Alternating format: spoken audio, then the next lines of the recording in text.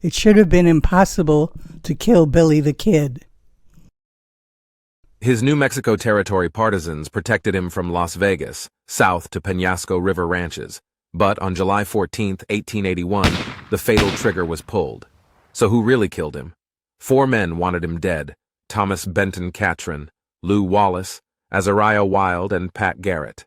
For the first 2, it was personal. The last 2 were hired. All hid guilty pasts. All hid its being political murder. Thomas Benton Catron, territorial boss of the Santa Fe Ring, was a homicidal maniac, shielded by his racketeering power as he orchestrated killing of opponents. Lew Wallace, territorial governor, was a conscienceless narcissist and failed Civil War general, whose disobeying of General Ulysses S. Grant's orders in the 1862 Battle of Shiloh yielded the first day's almost 24,000 casualties by not arriving with his 7,500 troops. Azariah Wild, a Secret Service special operative, overtly pursued counterfeiters, but had covert power to kill.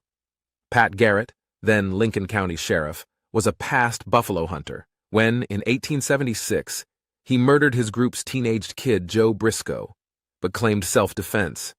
He was also rumored to have murdered a black man in Texas. And Billy Bonney, branded by the Santa Fe Ring as outlaw Billy the Kid, was the last of the territory's freedom fighters and hero of the lost Lincoln County War, the last uprising against the Ring. He stayed as a gadfly, testifying in civil and military courts against Ring murderers and doing guerrilla rustling on Ringites, and he could have destroyed the Santa Fe Ring. Just 21, Billy Bonney was bicultural and bilingual in the days when the Anglo-Santa Fe Ring oppressed the majority Hispanic population, already angered by land grabs, by Catron and his Washington, D.C. co-boss, Stephen Benton Elkins, of millions of acres of Mexican land grants. And Billy was brilliant, putting words to the struggle. In his July 3, 1878 Regulator Manifesto, he wrote, "Steal from the poorest or richest American or Mexican, and the full measure of the injury you do shall be visited upon the property of Mr. Catron." Henry Hoyt, who met Billy in late 1878, wrote in his 1929 book, Frontier Doctor, "Billy spoke Spanish like a native, and was a natural leader of men." And a new generation of Hispanic youths would fight, like Billy's friend, teenaged Eugenio Salazar, inside the Lincoln County War battle's burning McSween house, with Billy and the other defenders, when Ringite Fort Stanton Commander N.A.M. Dudley marched on Lincoln to crush them. Boss Catron later admitted fear in a February 10, 1913, Washington Times article. Mexicans were perfectly equal to starting 5 new revolutions in 5 days. Catron concluded that Billy Bonney had to die, and all memory of him had to be obliterated. Billy knew he was a marked man.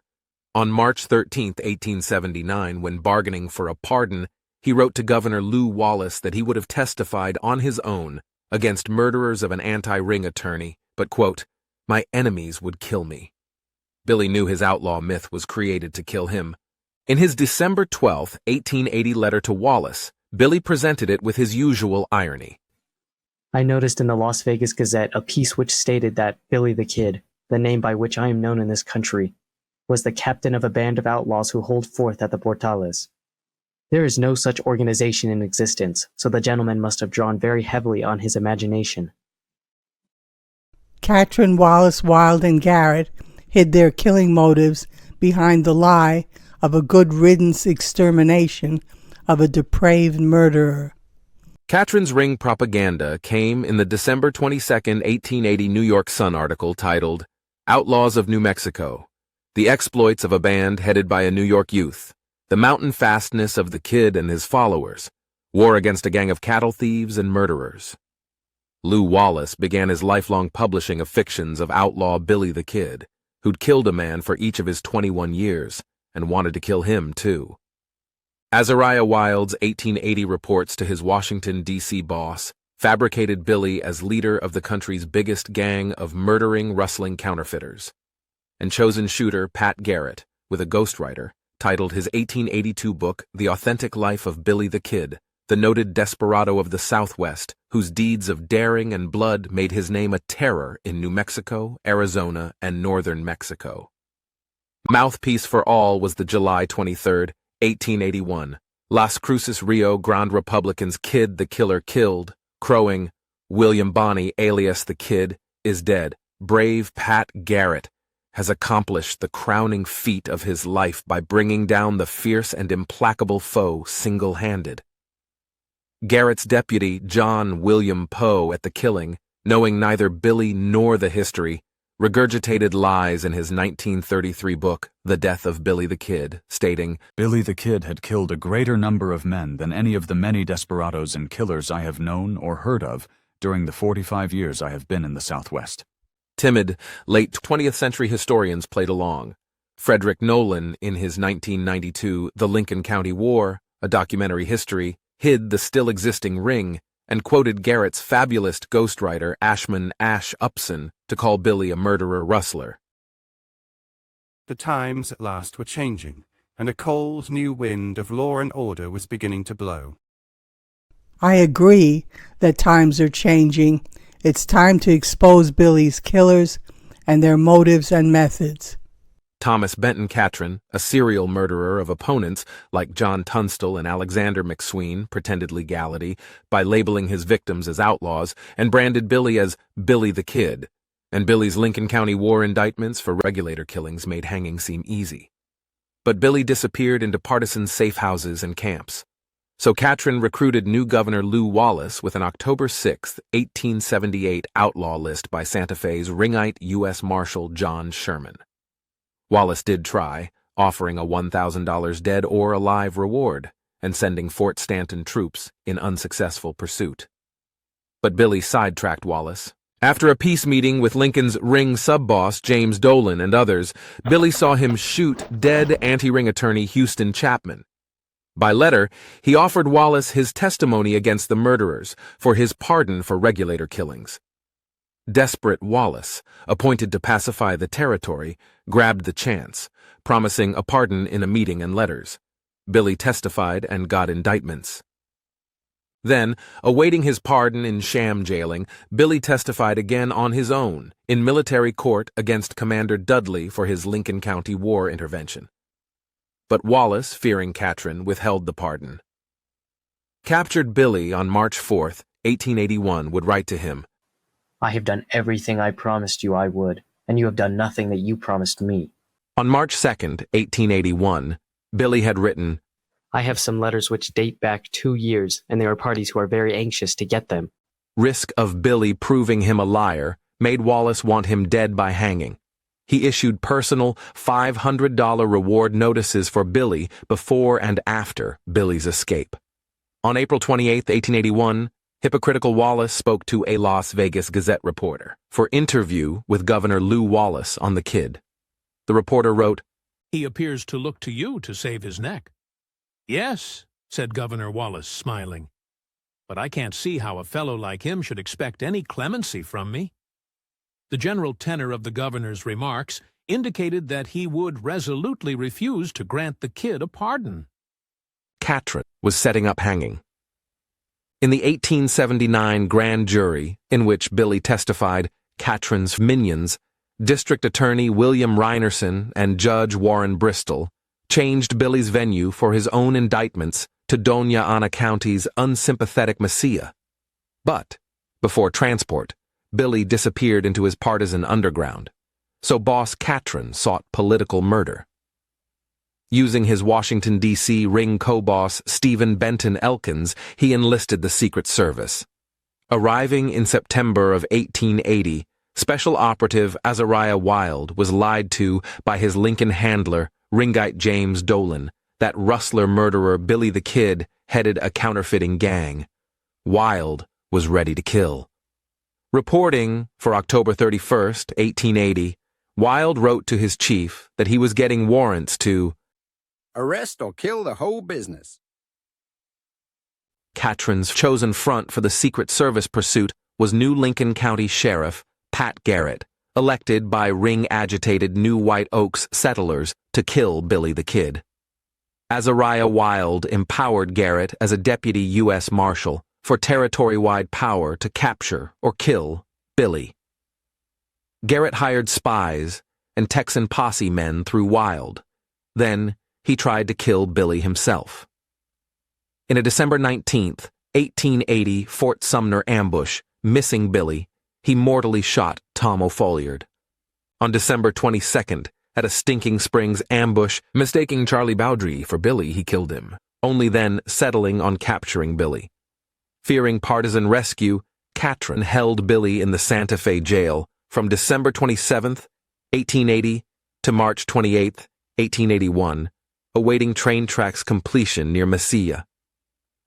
For his Mesilla hanging trials, Billy was represented by his anti-ring attorney, Ira Leonard, who got his first indictment quashed on U.S. Attorney Catron's technical error of filing it as federal when it was territorial.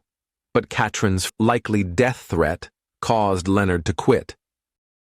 Ringite Judge Warren Bristol replaced him with Catron's friend, Albert Jennings Fountain, who merely repeated Bristol's instructions for first-degree murder to get the guilty verdict. Bristol scheduled hanging for May 13, 1881. Killing was in Pat Garrett's hands.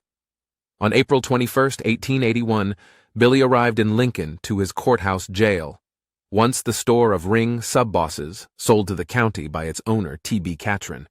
But on April 28th, with Garrett out of town, Billy killed his 2 deputy guards and escaped. Billy's anti-ring friend murdered Tunstall's past cook, and the building's caretaker, Gottfried Gauss, likely left him a gun in the outhouse. And the townspeople enabled by not interfering. Garrett was utterly humiliated. Catron likely assumed 21-year-old, bilingual Billy went south to Mexico, but Billy went north to Fort Sumner to his sweetheart, Paulita Maxwell, young daughter of its deceased founder, Lucien Bonaparte Maxwell, and to protection of the partisan townspeople. That's when Garrett proved Catron picked killers well. When first off the Buffalo Range in early 1878, Garrett had settled in Fort Sumner doing menial work. He'd met Billy and locals. Now he enlisted spies and confirmed Billy was there. So Garrett formulated an inescapable trap. His accomplices would be his deputy John William Poe and town owner Peter Maxwell. Though reasonable to hunt a condemned murderer, Garrett apparently saw premeditated assassination as risking honor, conspirators, and Wallace's capture-only reward. So, coordinating, Garrett, Maxwell, and Poe claimed an amazing coincidence scenario, where in darkness armed Billy coincidentally entered Maxwell's bedroom near midnight on July 14, 1881, just after Garrett himself coincidentally arrived to ask Maxwell if he knew of Billy's whereabouts. So Garrett had to shoot Billy in self-defense. But Maxwell's, Garrett's, and Poe's statements accidentally point to the real plot. Peter Maxwell was in Billy's coroner's jury report of July 15, 1881. He swore, I being in my bed in my room, at about midnight on the 14th day of July, Pat F. Garrett came into my room and sat down. William Bonney came in and got close to my bed with a gun in his hand and asked me, who is it? And then Pat F. Garrett fired 2 shots at the said William Bonney, and the said William Bonney fell near my fireplace. And I went out of the room, and when I came in again, about 3 or 4 minutes after the shots, the said William Bonney was dead. Maxwell implied darkness of pulled curtains because Billy asked about the strangers outside but couldn't see Garrett in the room. The Garrett and Poe versions used darkness too, making it likely. And Maxwell and Garrett confirm Maxwell was in bed when Billy entered and approached. But Garrett contradicted Maxwell in his 1882 book, The Authentic Life of Billy the Kid, having him betray Billy. Garrett wrote, Maxwell whispered to me, that's him. But Garrett hid Maxwell's being the decoy to lure Billy. Maxwell hid his own risk. Deputy Poe wrote in his 1933 book, The Death of Billy the Kid, We were expecting to be attacked by friends of the dead man. That meant 200 partisan townspeople who would have killed Maxwell if he'd been the traitor. Protective Poe gave him an alibi, writing, We afterward discovered that the kid had frequently been at his house after his escape from Lincoln. But Maxwell stood in such terror of him that he did not dare inform against him. But Maxwell must have been coerced. His family had long protected Billy, then hiding in their sheep camps. One can guess Garrett's leverage. Peter lived in Fort Sumner because, just 11 years earlier, Catron had stolen his parents' 2-million-acre Maxwell land grant, and now could destroy him as aiding an escaped murderer. Or Garrett could have compromised Peter's sister, Paulita, for her affair with Billy. It was discovered by Garrett's posseman, Jim East, after Billy's December 22, 1880 Stinking Spring capture, when Billy was brought to the Maxwell's house en route to the Santa Fe jail. It's in East's May 20, 1926 letter to a Judge William B. Burgess stating, Mrs. Maxwell sent the old Navajo woman over with a request to Captain Garrett to allow Billy to be sent over to her house so that her daughter Paulita and she could bid him goodbye. Then Mrs. Maxwell asked to let Paulita go into another room with him for an affectionate farewell, but of course we had to refuse, although all the world loves a lover. But coercion implies Garrett's earlier contact with Maxwell.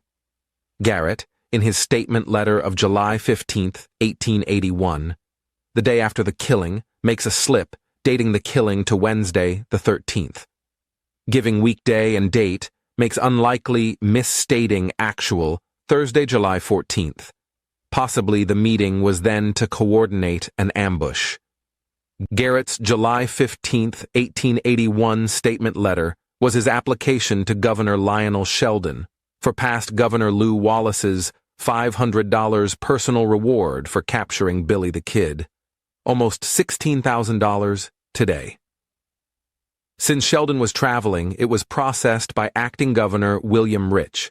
It was published in the July 23, 1881 Rio Grande Republican as Kid the Killer Killed. It stated, "The following is Sheriff Garrett's official report to the Chief Executive of the Territory." Fort Sumner, New Mexico, July 15th, to His Excellency, the Governor of New Mexico. I have the honor to inform Your Excellency that I had received several communications from persons in and about Fort Sumner that William Bonney, alias the Kid, had been there or in that vicinity for some time. In view of these reports, I deemed it my duty to go there and ascertain if there was any truth in them or not, all the time doubting their accuracy. But on Monday, July 11th, I left home, taking with me John W. Poe and T.L. McKinney, men in whose courage and sagacity I relied implicitly, and arrived just below Fort Sumner on Wednesday the 13th. I remained concealed near the houses until night, and then entered the fort at about midnight and went to Mr. P. Maxwell's room. I found him in bed and had just commenced to talk to him about the object of my visit at such an unusual hour when a man entered the room in stockinged feet with a pistol in one hand and a knife in the other. He came and placed his hand on the bed just beside me, and in a low whisper, "Who is it?" and repeated the question. He asked Mr. Maxwell. I at once recognized the man and knew he was the Kid, and reached behind me for my pistol, feeling almost certain of receiving a ball from his at the moment of my doing so, as I felt sure he had now recognized me. But fortunately he drew back from the bed at noticing my movement, and although he had his pistol pointed at my breast, he delayed to fire and asked me in Spanish, "Quién es?" "Quién es?" This gave me time to bring mine to bear on him, and the moment I did so, I pulled the trigger and he received the death wound, for the ball struck him in the left breast and pierced his heart. He never spoke, but died in a minute. It was my desire to have been able to take him alive, but his coming upon me so suddenly and unexpectedly leads me to believe that he had seen me enter the room, or had been informed by someone of the fact, and that he came there armed with pistol and knife expressly to kill me if he could. Under that impression I had no alternative but to kill him or to suffer death at his hands.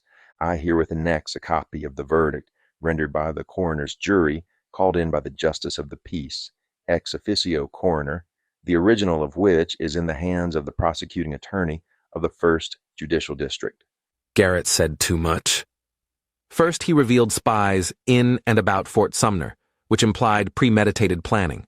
He'd used spies for Billy's Stinking Spring capture on December 22, 1880. Local rancher Manuel Brazil was one. Others were a Juan Riobal and Jose Valdez. In his book, Garrett reported trying Brazil again, scheduling a night meeting for July 13th, though Brazil never came.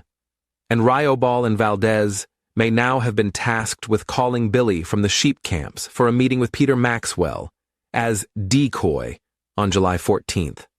Garrett also added a self-defense claim needed for the reward, but implausibly alleging Billy's entering a confined bedroom when he could have ambushed him outside. And Garrett had the killing motive. Billy had none. Worse, in his book, Garrett elaborated his location. He wrote, I walked to the head of the bed and sat down on it beside Maxwell, near the pillow. The intruder came close to me, leaned both hands on the bed, his right hand almost touching my knee, and asked, "Who are they, Pete?" Quickly as possible, I drew my revolver and fired. First of all, this adds Billy's third hand, without gun or knife. It also requires darkness, making Garrett 6'4", body invisible inches away, while he could hit Billy in the heart. But it's the gun that discredits Garrett's self-defense claim. In his book, Garrett stated, We examined his pistol, a self-cocker, caliber .41. But Garrett kept trophies, like captured Billy Wilson's Winchester .73 carbine at the Stinking Springs capture, and murdered Charlie Bowdry's bloody carte de visite photo of him and his wife, which he took from his body at that capture. So it's inconceivable that he didn't keep Billy's claimed Colt Thunderer or Lightning, then the West's most famous gun, and no gun was ever reported as recovered. The knife is equally embarrassing to Garrett's tale. A butcher knife, it was taken back by its owners, married Celsa and Saval Gutierrez, from whose house Billy began his death walk, carrying it to cut a dinner steak from the side of beef hung on the Maxwell's north porch. And it's obvious why Garrett didn't keep it. A known artifact, it's no weapon, just an impoverished utensil, honed over years of resharpening to a rounded tip and concave belly. But Garrett's statement letter did get him the reward. Deputy John William Poe, in his book, inadvertently implied an ambush.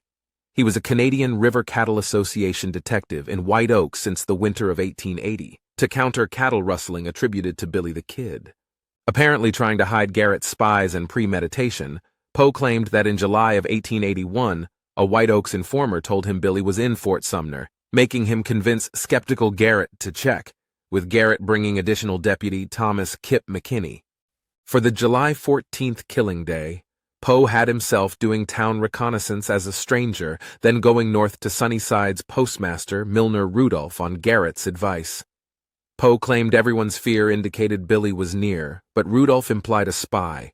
A ringite past Speaker of the House, he'd backed Catron's 1872 illegal takeover of the territorial legislature, precipitating the anti-ring legislature revolt. Also, Rudolph's son Charlie was in one of Garrett's 1880 posses to capture Billy. The night of July 14th, Poe, back with Garrett and McKinney, possibly to hide Garrett's ambush plot, claimed it was his idea for Garrett to interview Maxwell. At the house, Garrett entered, with Poe and McKinney outside. Poe claimed unrecognized Billy approached. He wrote, The thought coming into my mind that the man approaching was either Maxwell or some guest of his. Backing armed Billy, Poe wrote, He covered me with his six-shooter, quick as lightning, sprang onto the porch, calling out in Spanish, "¿Quién es? Who is it?" at the same time backing away from me toward the door through which Garrett only a few seconds before had passed. But Poe's Billy's behavior makes no sense. If hunted Billy was alarmed by a stranger, he wouldn't have called attention by drawing a gun unprovoked, wouldn't have entered the room, and would likely have disappeared into the night after staying in disguise with a Spanish farewell. As to the shooting, Poe wrote, An instant after the man left the door, a shot was fired in the room, followed immediately by what everyone thought were two other shots. however. The third report, as we learned afterward, being caused by the rebound of the second bullet, which had struck the adobe wall and rebounded against the headboard of the wooden bedstead. But this immediate shooting implies ambush. Worse, Poe implies a bullet trajectory contradicting Garrett's claim of sitting at the head of Maxwell's bed when firing at Billy, instead putting Garrett across from it so his second bullet could strike the wall and rebound into the headboard, a reasonable location for Garrett to hide in darkness to ambush Billy approaching decoy Maxwell's bed. Poe then accidentally confirmed ambush.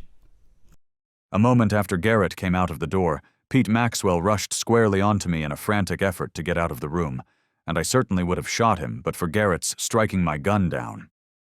In the coincidental encounters scenario, there was no reason to shoot. The obvious reason was Poe's being positioned to kill Billy if he escaped the ambush. For the body, Poe backed Garrett's self-defense claim by writing, We saw a man lying stretched upon his back, dead, with a six-shooter lying at his right hand and a butcher knife at his left. The real killing of Billy the Kid can be postulated. After Billy's jailbreak eluded hanging because of Garrett's negligence, Garrett couldn't risk another failure in T.B. Catron's eyes. Garrett's use of Fort Sumner spies confirmed Billy's location, with some instructed to direct Billy to a meeting with Maxwell on the ambush night. Ambush is confirmed by Billy's trusting, stocking feet, being unarmed, and Poe's near shooting of Maxwell. But the fatal outcome required Catron's targeting Billy as a ring threat and rigging his trial, Lew Wallace's withheld pardon, and Secret Service's corruption for political murder. Billy's killers' plots ultimately failed because their self-serving publicizing generated fame for Billy the Kid, making him synonymous with the Wild West, just as that chapter was ending in a romanticized blaze. So, instead of sheltering in history's shadows with a forgotten outlaw boy, Billy's killers faced public scrutiny. As reformer Mexican President Benito Juarez once stated, "It is given a man to attack the rights of others, make of their virtues crimes, and one's vices a virtue." But there is one thing beyond that perversity, the tremendous judgment of history.